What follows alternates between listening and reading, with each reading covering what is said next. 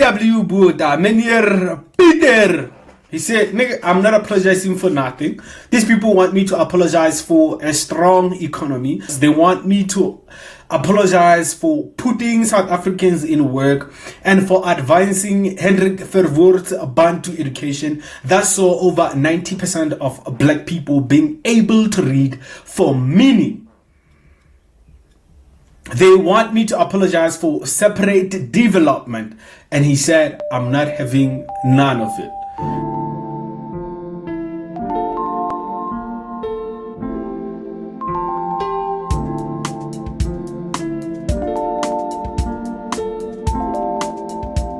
My guest is Kananelo Radimakatso. I hope I say that correct. He's a 29-year-old black South African podcaster, video creator, whose work is reshaping how we understand South African history and politics. I first encountered him when I saw a video of him, a young black man, listening to Die Stem. Die Stem is the old South African national anthem, once seen as the anthem of the white minority in South Africa. Kananelo, it is for me a great pleasure to meet you. Thank you for being here. Nice to meet you, Johan. I'm very excited for this. Really. I've also watched a lot of your content. I've watched the videos that you've done. I'm very keen to watch it. You know, when I was watching one of the videos recently, after he had contacted me, it's one of those channels, you watch them and you enjoy, and you realize after a long time that you haven't subbed. So you haven't become a subscriber. And so I just recently subscribed, but I've been seeing your content.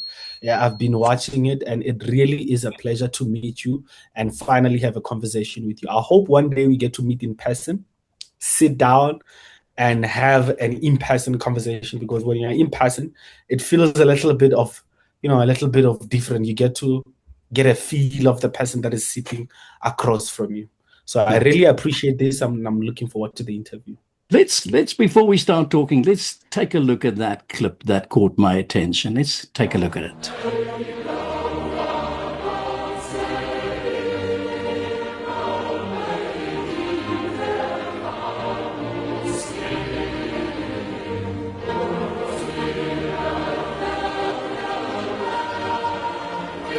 Back in the day when government used to be not corrupt, we used to have decent men and women in government.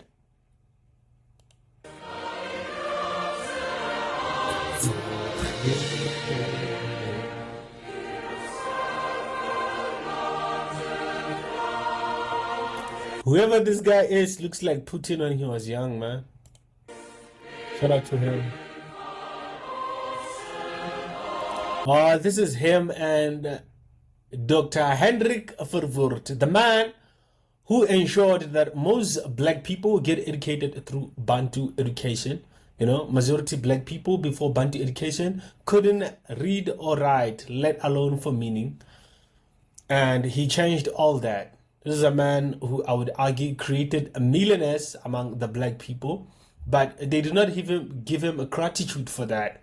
He's been made to be seen as the most racist man ever. Ain't that amazing?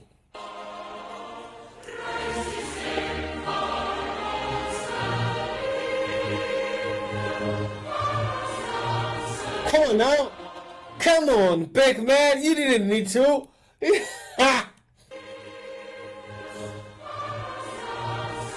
Did I say Beck? No, that's not Beck. That's PW. Man, you're Peter. Come on. You don't have to tongue kiss her like that, man. Oh, that's inappropriate behavior in public. Kanzo, that was lovely. I really enjoyed that. Tell me what motivated you to do that particular video, and what did you get out of it for yourself?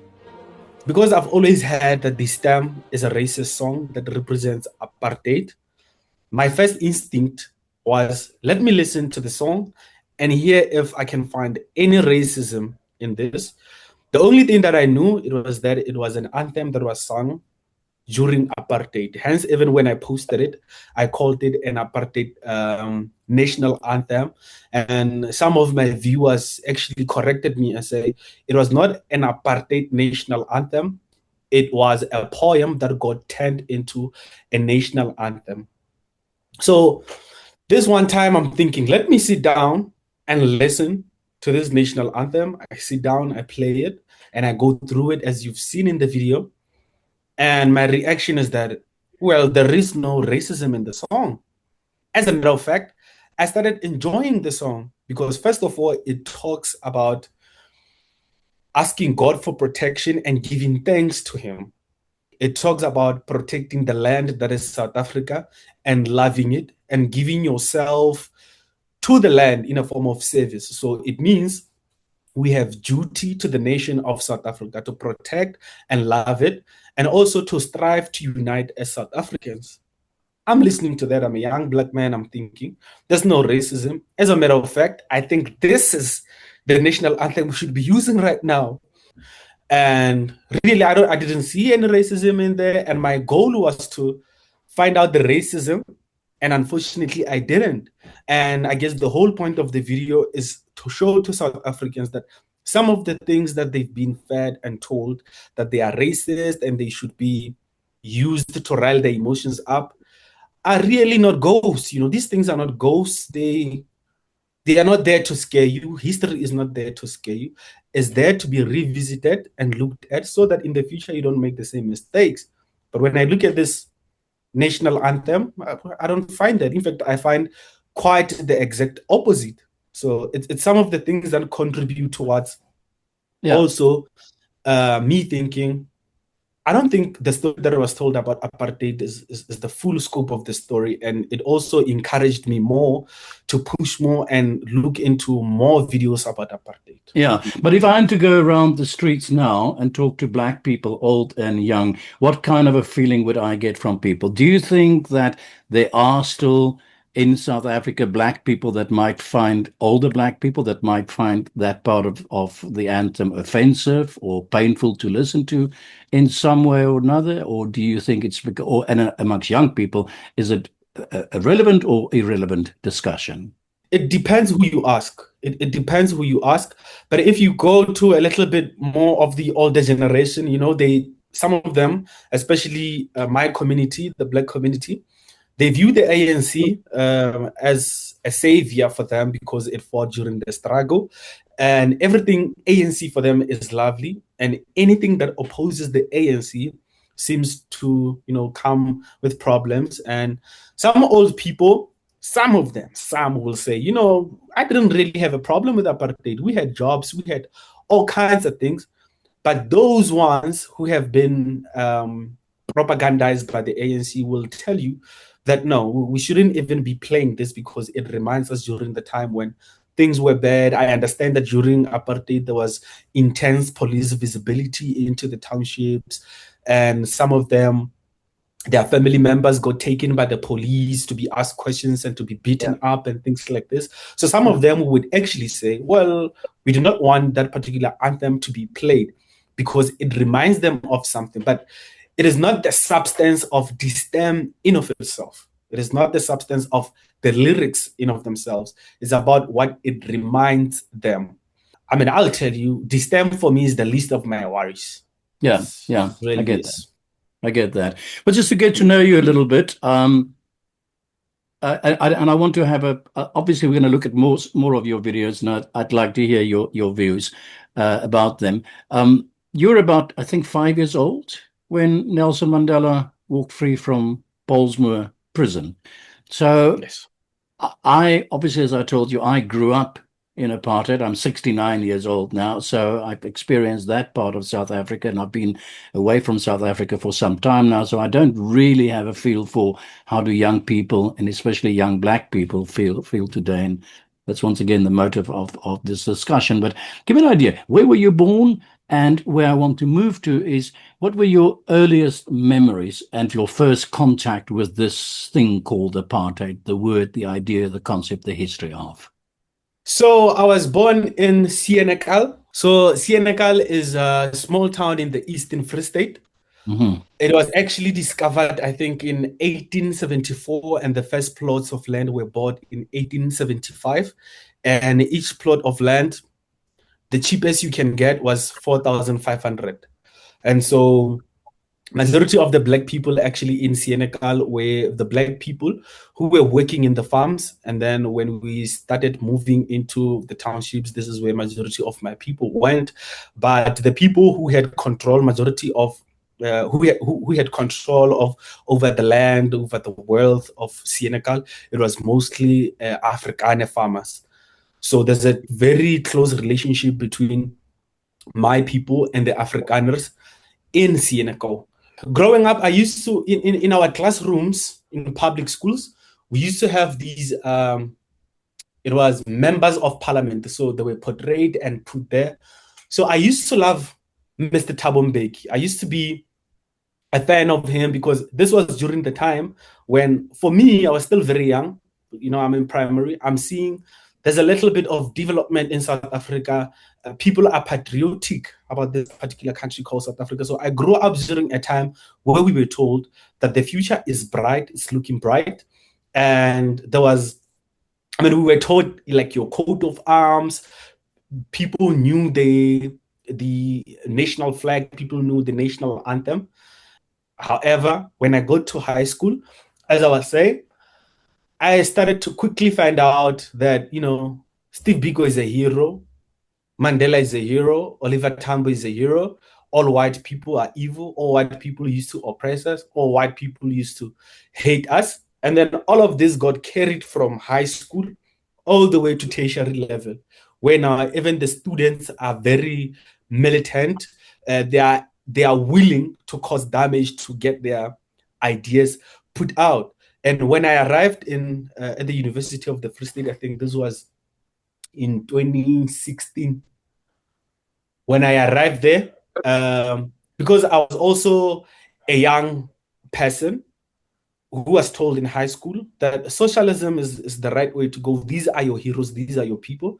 I also joined these movements. I remember at the University of the Free State, we used to have fees must fall movements and things like this. So I used to be actually a part of these people going around and also supporting the leaders who were causing havoc.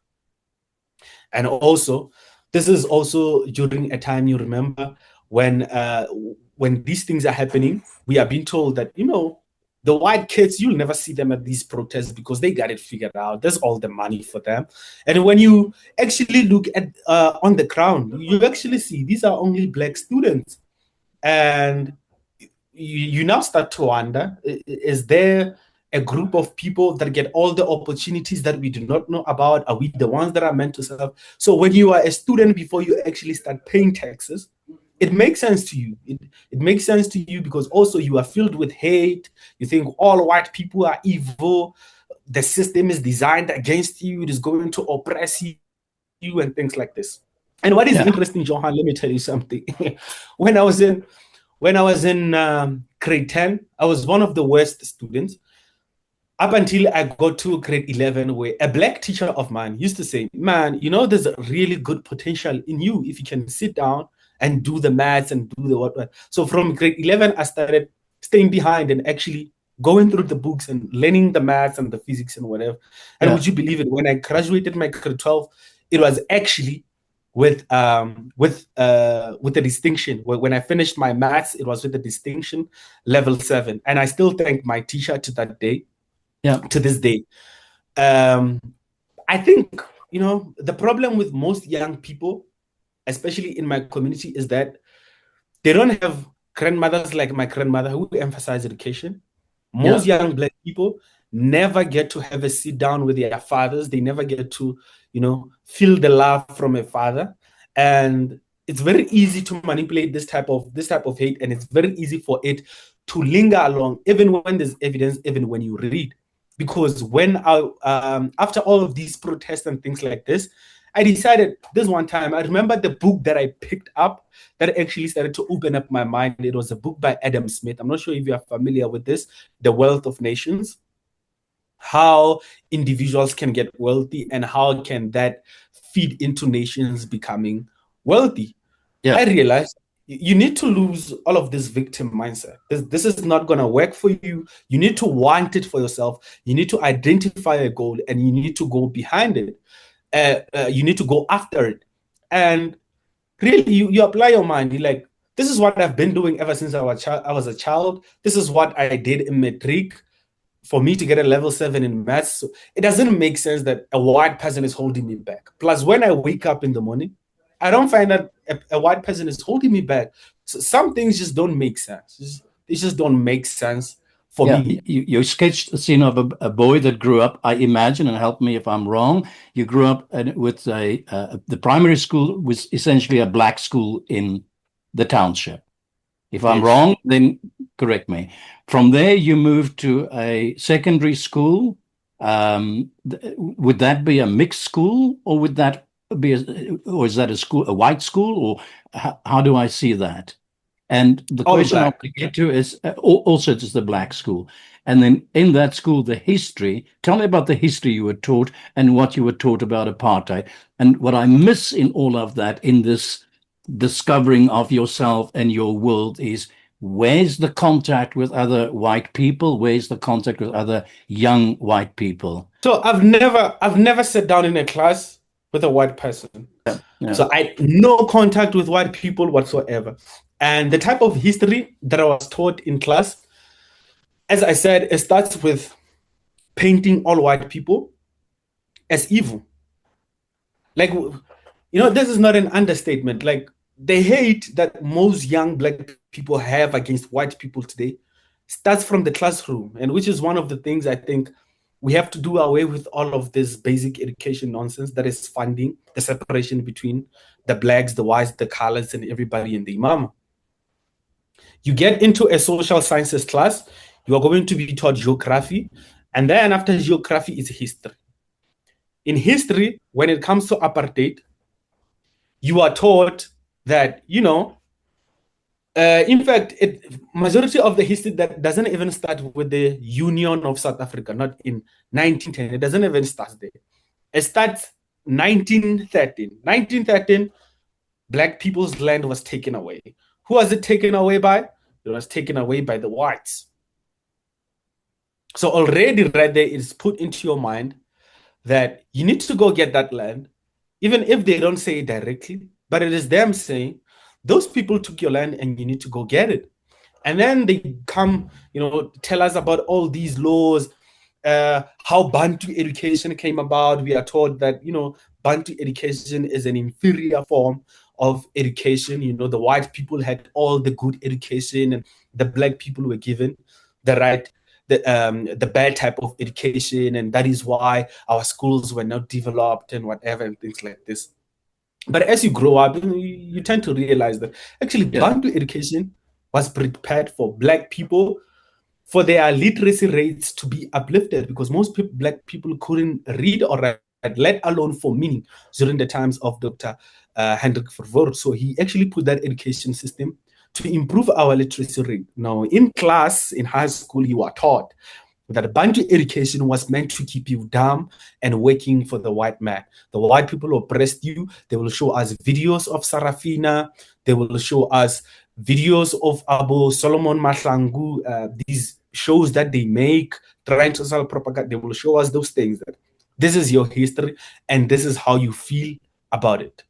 Are you saying to me that when you were a student 10, 15 years ago, that the history lessons that you got, did that include or exclude things like what I was taught at school, the arrival of Jan van Riebeeck, the Groot Trek, the Great Trek, and all that sort of the Anglo-Boer War? Did that include that as well, or was it just this version that you sketched to me now, starting with 1913? Well, I think right now what they're doing is to try to also inquire that decolonization curriculum into it. So it's becoming worse. But it sounds like in your time it was already decolonized, if you say to me that your history lesson really started in 1913 with the Land Act. That's what I got from what you just told me now. Yeah. But you see, right now, they're actually making it worse. I was taught about Jan van Riebeeck, that they descended from Europe, trying to go to Asia to find spices, and they settled at the Cape and then colonized it and turned it into. But even you see, when we are taught about Jan van Riebeeck, it's about he came, they were trying to look for spices, they settled at Cape Colony, they found the Khois and the Sons, and they expanded into the country, and they started stealing the land. They sold. What we are taught also in school, and I don't think there's any truth into this, was that my forefathers were given miras, and they were fascinated with these miras, seeing themselves. They thought they were seeing their ancestors, and they gave away their wealth that came in terms of cattle, sheep, and the land and things like this. And to me, Johan, it doesn't make sense. I mean, I look at people like Abu Shaka Zulu. You see, things about history, you are taught what you taught in this way. But when you apply your mind, you actually get something very different. Because I look at Shaka Zulu as I don't think you can easily scam Shaka Zulu like that. So I don't think Black people in the past, we have always generally just been dumb. And what I think some Black supremacists and these socialists who teach us history in this way, they are not even aware that the way they paint us is to make us look as if we are inferior and we are dumb. And that is not the case. We have always been fending for ourselves. We have always fought for territory. And in the tribe that I'm coming from, the Moshweshwe, the Basotho tribe, we know Moshweshwe as a negotiator, as somebody who applied his mind and played chess in real life. So some of this history, you are taught what you are taught, and you read what you read. And I think that is the gap for most South Africans. You are given this, and then there's a gap between what you are given and what you read for yourself. And being able to cross that particular gap seems to be a problem, because most people think what I was taught in high school is actually the truth. So we were taught some of those things. We were taught, I don't think I was taught about the Voortrekker, but what I was taught about was that, I was taught Hendrik Verwoerd, bad guy. Jean Forster, hate him. Would you believe it? I'm a Jean Forster fan today.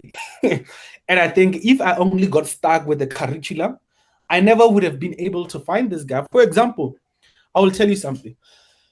Right now, when I say I'm reading philosophy, my most favorite person to read, Marcus Aurelius, because I love how he's talking about be calm, look at the situation. I also love the fact that, he had a slave in his palace, in his castle, that he used to whisper to him, no matter how powerful you are just a man. I love that, Johan. And if you only close yourself into thinking white people are evil and you get stuck with the history you are taught in school, you get to miss out on these great figures in life. For example, I also like Alexander Solzhenitsyn, who wrote the Gulag Archipelago, about what was happening in the concentration camps in the USSR. Paints a great picture about what communism is. And you are not taught that in school, and this is great literature.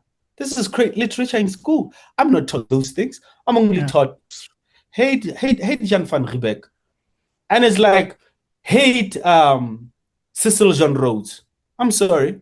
Cecil John Rhodes was one of the greatest men ever in history. You hate him? It's unfathomable right now to say, let's build a railway from Cape to Cairo. A man with the balls to do that, with great vision to do. How do you hate him? Learn about this man now. In school, you never find that out. You are just taught that Steve Biko is good. But Steve Biko, Johan, you and I can agree that he was one of the people who were mobilizing the international community when he was in exile, and also sending weapons that were given to him by Cuba, by Iran, by USSR, the very same weapons that killed Black people. That history we are not taught. That there were also Black people who rejected the ANC in these Bantustans that were created by the apartheid state. That history is not put out in the class. You have to sit down, read this history yourself, or find it out yourself on the internet. So that type of history doesn't exist. in our classes. And the reason why I'm saying it's getting worse is because it's not changing. You look at the voting demographics right now in South Africa, the MK and the EFF, if you actually combine them, they're actually one party, those things. You look at their policies, they are one party. And those are the movements in South Africa that are supported by most young people. So that's why I'm saying it's getting worse, because you look at the results, by their fruits you shall know them. You look at the results, it's not looking good. We have to revisit history and we need to do something about it. Let me ask you this question. Do you think that there is a gap of understanding our history? There's a different that white South Africans, young students, understand their history different from the way black people understand history. Do you think there's a general difference in which we view our combined collective history? 100%. Because with us, we are taught we are victims, we are victims of history. And I mean, God loves us all. So I think we are taught very different things. The black people are taught the white people hate you, they think you are inferior, and Bona, they think they are superior. But these things are said by the very same black people. The white people are not saying these things. So it's the situation in South Africa. The more I speak about it right now, I just realize how depressing it is. Yeah. Because if information was given to the people freely and people understood each other, we stopped living in silos. Black people and white people actually spoke together, did things together. You will understand that, some of these white people, man, they are not out to get you. They have their own families they are worried about. They're trying to build futures for their families. And that is what we should be concerned about in the black community, instead of always saying they hate us, they hate us. I mean, my thing is, they hate you, and then what? And then what? What I hear from you is I get the impression of white people and black people in South Africa really enormously far from each other in terms of the way in which they view the world, in terms of the way they experience South Africa, in terms of their ideas about their own history or their understanding of this universe in which we're living. I'm really getting the impression of 30 years post-apartheid that we've not moved one single inch closer to understanding each other, let alone to form a nation. Am I right if I say that? 100%. So it's a very small minority of white people and black people who get to go to the same schools and have these conversations, and they realize this person is a person like I am. He bleeds like I bleed. That's why I made that comparison, an example to Marcus Aurelius. You are just a man. So imagine if somebody that big who used to be, at the top of the Roman Empire, you are just a man. You just think about Van der Merwe here in South Africa. You are just a man like me. And I think there's that gap. And the minute we start sitting together and working together, I think a lot of our problems as South Africans will be resolved. What you're saying to me is that there's a tiny minority, small group of people within South Africa, let's call them, for the sake of this discussion, the elite, that can afford to go to private schools or good schools or whatever the case might be, where you do have some getting together of black and white in South Africa. But for the major bulk here, there is no signs of, or in real terms, there is no real kind of a fusion that is happening that we can come close to calling the Rainbow Nation or anything like that. Am I saying it? I'm trying to phrase it as politely as what I can. Am I saying it right? Yes, 100%. And for most black people, I will mostly speak about black people because I grew up black. So for most black people, imagine you start from primary all the way from crèche, just you and black people. You get into primary, secondary education. And even some, when they get to university, especially undergrad, it is very tough and difficult to make friendships with people who do not look like you.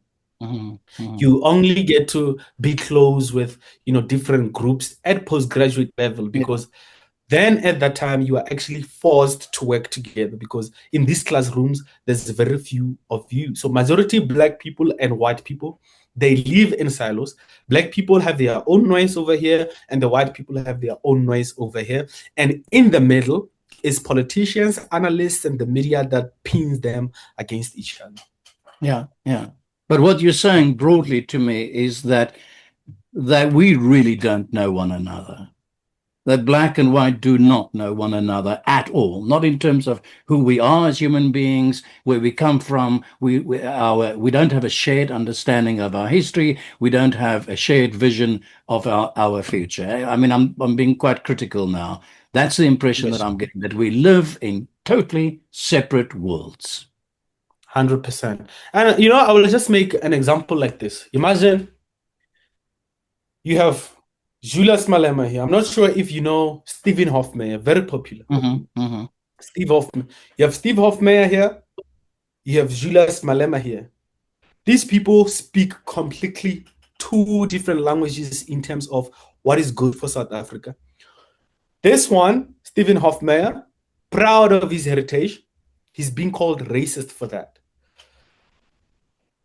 Malema, black supremacist of note. In fact, most black people, they uphold him as a messiah, even though he's the one saying that the white people don't love. He's actually literally the one causing the divisions. These groups, if you imagine their followers, these two groups in South Africa, it's very difficult for them to meet and talk to each other. There's a lot of emotions involved. They never really meet each other. So that's what it is. You hit the nail on the head on that. Yeah. Do you think that all white people are inherently racist from a black point of view? That's what black people think, but I don't think so. Well, that is the perception. Yes. This is the perception that is out there. And it's actually usually very weird. You know, some black people will tell you, I don't like the way the white people smile at me when I'm passing them. And it's like, I'm wondering, so you like somebody to give you a long face? You want somebody to, you know, it's very bad. I'm actually getting emotional right now just thinking about this, Johan. It's actually very bad what we are faced with in South Africa. Let me ask you this as a simple question now. I am as I said, I could have been your grandfather. Have you sat down with white people like me before in your life and tried to have an understanding of who we are and where we come from, more than just the superficial talk about we're a happy rainbow nation? Have you ever had really in-depth discussions with white people in South Africa, or with older white people that have experienced apartheid, or for that matter, just simply with young people, that goes beyond just the kind of superficial talks that we have with one another, that really goes to the heart of who we are as people and where we come from and our history and how we're going to do this thing called South Africa? Great question, Johan. The closest I've gotten to having an in-depth conversation with a white person, as I've said, is with my friend that I was with in honors, and also having conversations with my lecturers at the university. I haven't really sat down to have a conversation with old white people like that. They are usually just brief, you know. It's maybe I would be. I remember this one time I was on a queue in ShopRite, and this other guy, who was black, tried to cut the line. And I was actually standing behind this old white lady, and I told her, because I was already getting what is this, educated on these matters of apartheid. I told her, Ogoti, my people love to act like this. And she even looked back to me and said, you don't talk like that. You don't speak like that. In fact, it was not an in-depth conversation like that. She was actually putting me in my place to say, young man, this is not how you speak. Even if people have done you bad, you learn to take it. If it's something so small as somebody cutting into a line, you don't blow it out of proportion. It's another human being. Maybe they are in a rush for something, but in my mind, I'm thinking, no, you can't just come out of nowhere and cut us in the line, whether you are black, you are white, you are whatever. And in my head, I also thought she's probably, scared to say anything, because if white people say anything to black people these days and it's captured on video, if you have a business, that business, you must forget about it. If you have a job, you must forget about it. So I have an understanding of what the sentiment is between the black and the white people, but I haven't had an in-depth conversation with an old white person. And the closest that I get today is me having conversations with my viewers through my videos and actually reading the comments. Some of them send me long emails. Some of them I read, some of them I don't. But the ones that I read, I get a sense that these people have something to contribute to South Africa. They want this country to come together.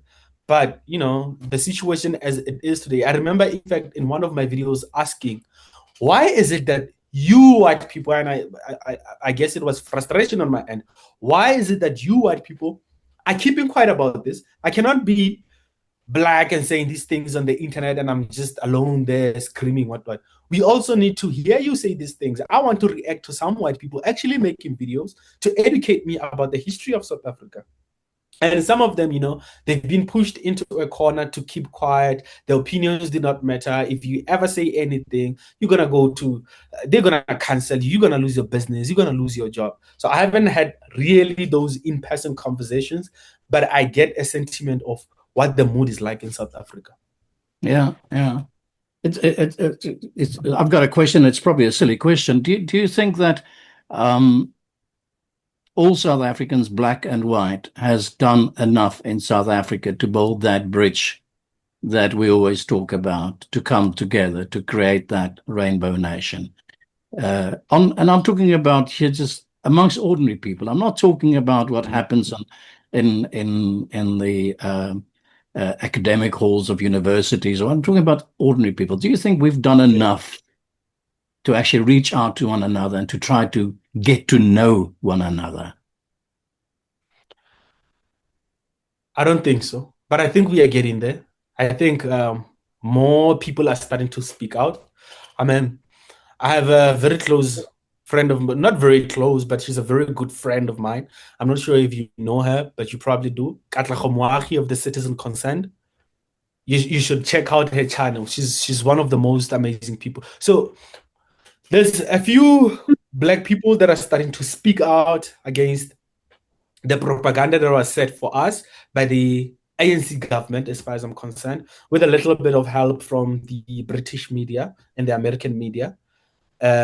So we are starting to speak out and to say, this is nonsense. And I know that Ronaldo Gous he's one of the first people, in fact, to also be criticized for saying, what if I said this about Malema? Kill the K word, kill the what. They almost destroyed him for that. He couldn't even get a position in parliament. Yeah. I think on social media, we are trying to build it, but it's slow. It's slowly pouring into society.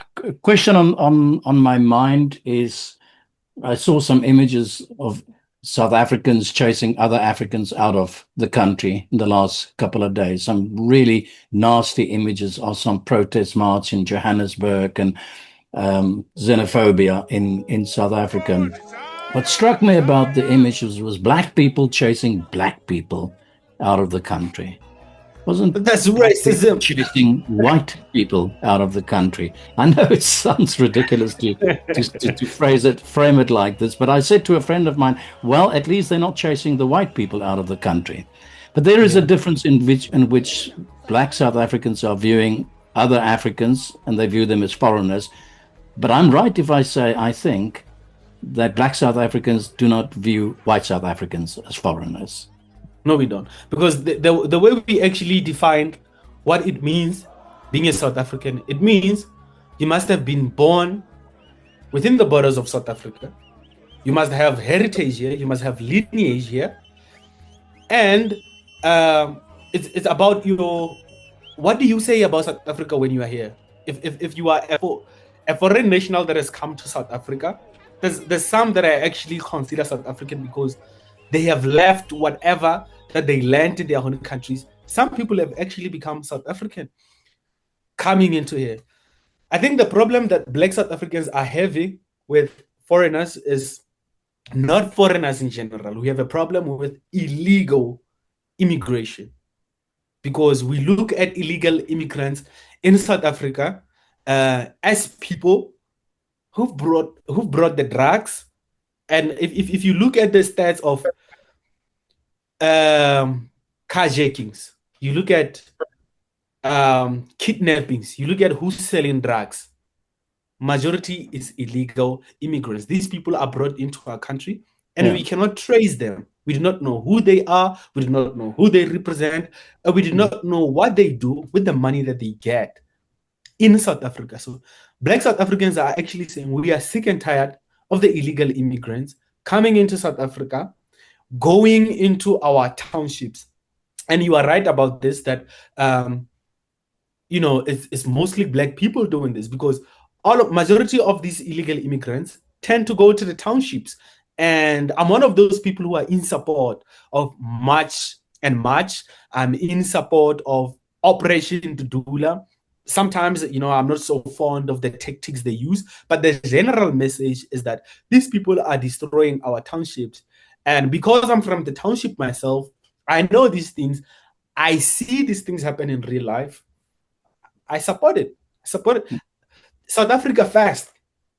I think there's a lot of South Africans who are homeless. Some of our veterans, Johan, they don't get no support from the government. They don't get no support from anybody. People are homeless. People have lost their lives. They have lost their families. And I think South Africa, our South African government I'm socialist in that sense, that we must take care of the vulnerable. And the vulnerable to me is not an able-bodied man, fully able-bodied man, just like myself, who needs a grant from the government. I think people like me, my age, who needs a grant from the government. BS. You are still young. You have all the energy. You can go out there. The world is your oyster. The people I'm talking about are our veterans. These people have served this country. They have nothing. The homeless people in South Africa, housing. We are being priced out of homes. Young people cannot afford the homes. So we must be able to be we must be in a position to be able to buy these houses. And leaving the illegal immigrants aside a little bit, with a foreign national issue. When I say in South Africa we have a migration problem, not just illegal migration. We have a migration problem because majority of the foreigners in South Africa, and you see it happen in real life in Cape Town, foreigners come into South Africa and they outprice the locals in terms of being able to rent, in terms of being able to buy houses. And South Africans are looking at these things and are saying, no, we cannot take it. We are not able to afford our futures. And this is what we want for ourselves. We want ownership. We are sick and tired of renting. We are sick and tired of working, and the money doesn't go a long way. We are sick and tired of a government that asks us, why do we not have medication in the clinics when you allow all the illegal immigrants and the imam to go in there and take all of these things? We are just sick and tired of being manipulated just because we are Black.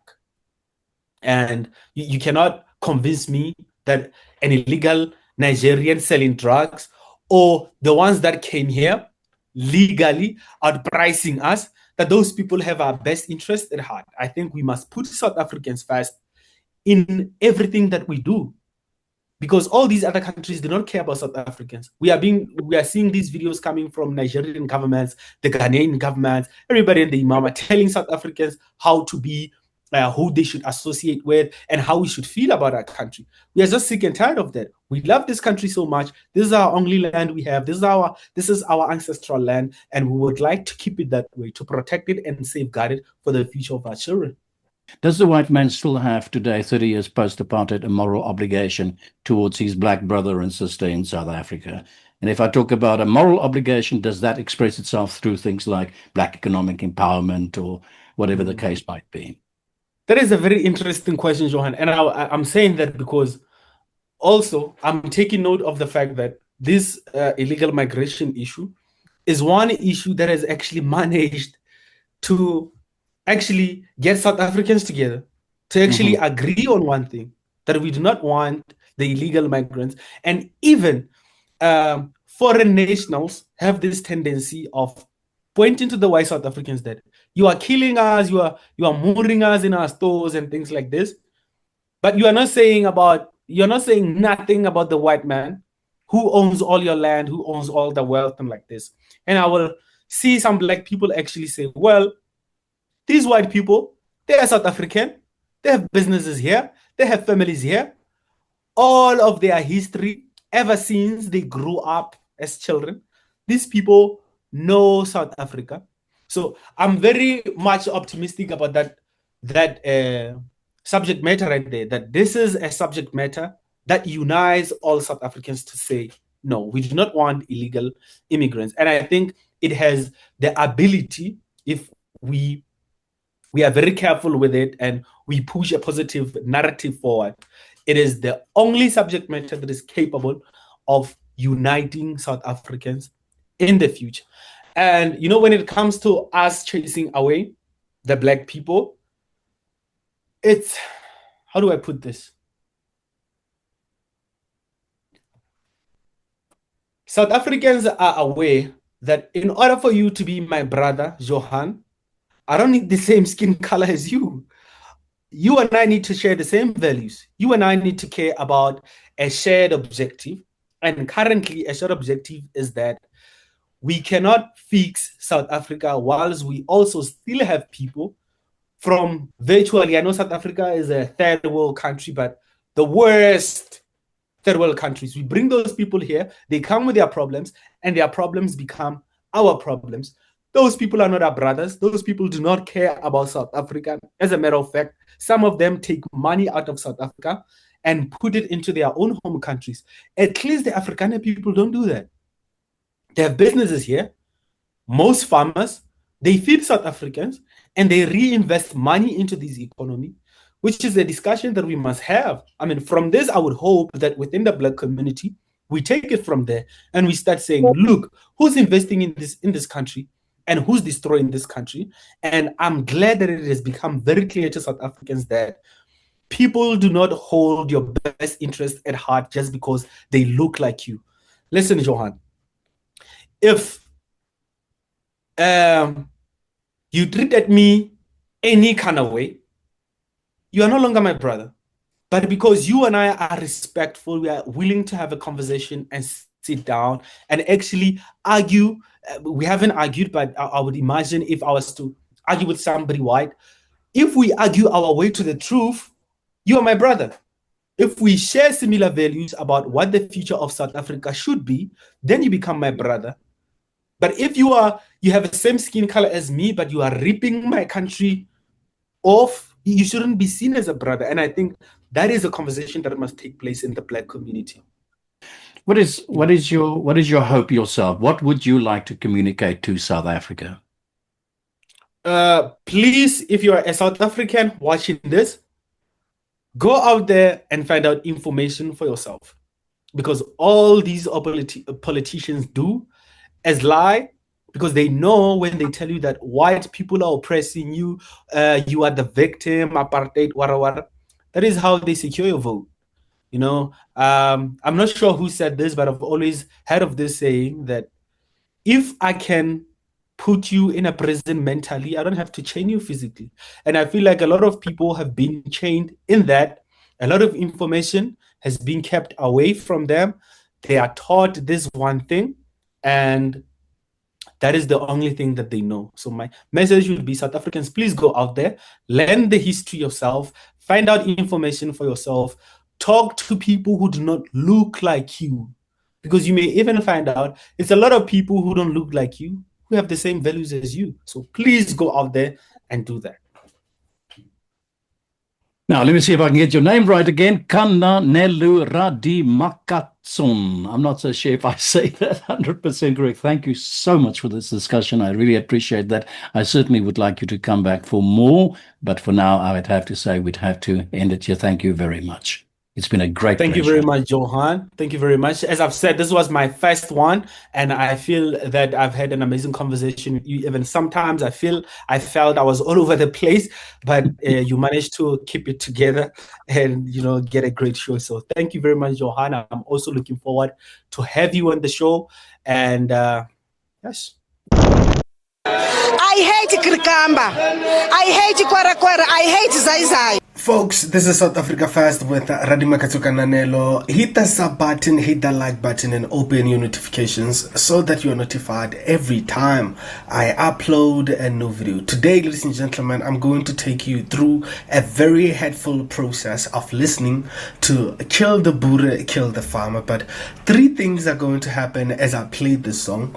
I'm going to also play for you a video of Julius Malema justifying the Kill the Boer, Kill the Farmer song. And then I'm going to read for you the court judgment of the Supreme Court of Appeal on the song Kill the Boer, Kill the Farmer. And then lastly, I'm going to dash it with reading what section 16 of the South African Constitution say about the song Kill the Boer, Kill the Farmer. And you decide for yourself, why is this song protected this much, but they have beef with the stamp that was written by C.J. Langehoven? That was practically just a poem, and God translated into, a national anthem that is known as the Apartheid national anthem, of which, people have the right to describe it that way, but we have Kill the Farmer, Kill the Boer that I think is contravening the South African Constitution, but it is protected. So let us get right into the video.